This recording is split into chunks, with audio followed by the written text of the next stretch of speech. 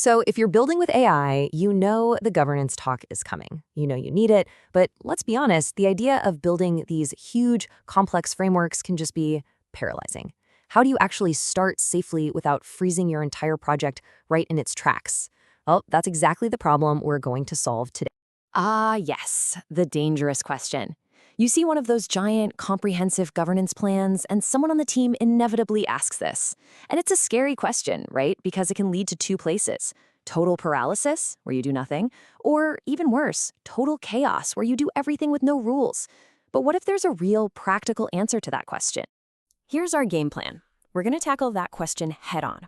First, we'll look at why governance fails so often. Then, we'll get into a more viable mindset. We'll define the absolute non-negotiables you can't skip. Talk about how to handle shortcuts, because they will happen. Then, see how to scale intelligently. And finally, we'll walk through a super simple one-page playbook you can use. All right, so let's start at the beginning. Why do so many of these well-intentioned governance efforts just fizzle out right at the starting line? It's a really common fear, and honestly, it's for a very good reason. Okay, here's a critical insight, maybe the most important one. Most AI governance doesn't fail because the rules are wrong. It fails because the system is just too heavy. It's so big and clunky that teams just find ways around it, which of course leaves you with zero governance at all. And that's exactly where this idea comes in. Minimum Viable Governance, or MVG. And listen, this isn't about being less serious about governance, not at all. It's about having governance that's realistic, a system that's actually designed to survive its first contact with the messy reality of a real, fast-moving project. Now, to make this work, it really does take a pretty big shift in how we think about governance. We have to stop seeing it as this heavy anchor that's just holding us back, and start seeing it for what it is, a tool that enables speed by making sure we're safe. So what is it exactly? Well, minimum viable governance is the absolute smallest set of controls you need to prevent silent harm. And that's the key phrase right there, silent harm. We're talking about stopping those sneaky, creeping failures that can cause so much damage while you're still figuring out how your AI system even behaves out in the wild. And let's be crystal clear about what this is not. Minimum doesn't mean you get to skip accountability. It for sure doesn't mean ignoring risk, and it absolutely does not mean you're just postponing responsibility. It means you're focusing that responsibility on what matters most, right now. You know, I just love this analogy. It just nails the whole idea of MVG perfectly. Think about it. A seatbelt doesn't turn you into an expert driver, but it does keep you alive while you're learning the road. And that's MVG. It provides that essential safety so your team can actually learn and innovate without causing a catastrophic crash. Okay, so if we're focusing on the minimum, what does that actually include? What are we talking about here? This is where we get into the absolute must-have pieces that are going to keep your risks from becoming invisible. See, MVG works because it's laser-focused on these 5 non-negotiables. First, you need one accountable owner. No ambiguity. Second, one clear decision boundary. Where does the AI's power end and the humans begin? Third, one logging mechanism. You got to know what it's doing. Fourth, one escalation trigger. When do we call for help? And finally, and this one's so important, one known way to turn the thing off. And here's the bottom line. If anyone of those 5 things is missing, your risk just goes dark.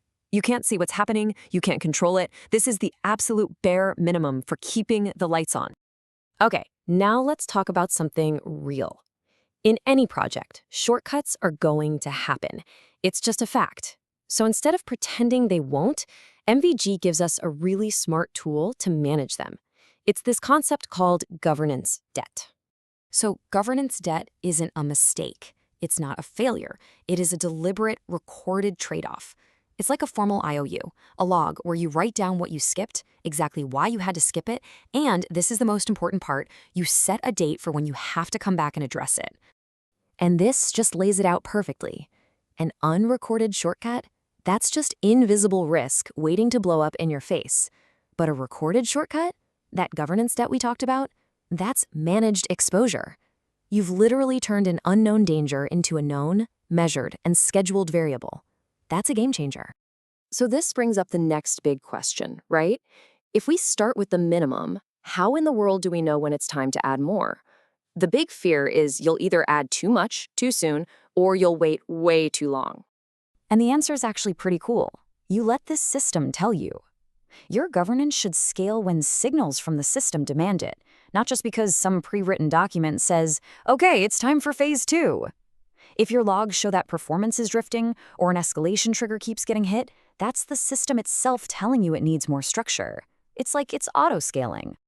All right, enough of the theory. Let's make this all super concrete with a practical one-page example. This is really how you can put MVG into action, like today. Okay, imagine your team launches an internal AI assistant to answer questions about company policy. Look how simple the non-negotiables are. 1, there's one accountable owner, no confusion. 2, the decision boundary is crystal clear. The AI's answers are just suggestions, humans make the final call. 3, every single response is logged, so you have a full audit trail. 4, the escalation trigger is automatic. If it says something that contradicts policy, it gets flagged. And 5, there's a known off switch. IT can pull the plug if things get weird. It's simple, it's clear, and it is a completely safe way to get started. And this is probably the most important thing to get from that example. This is not weak governance. It is effective governance, precisely because it's simple enough that your team will actually use it. Its strength is in its usability. Ultimately, that's the whole philosophy right here. We've got to stop equating good governance with heavy 1,000-page documents. Good governance isn't about weight.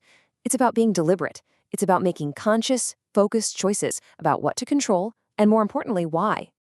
So I'll just leave you with this question to think about for your own projects.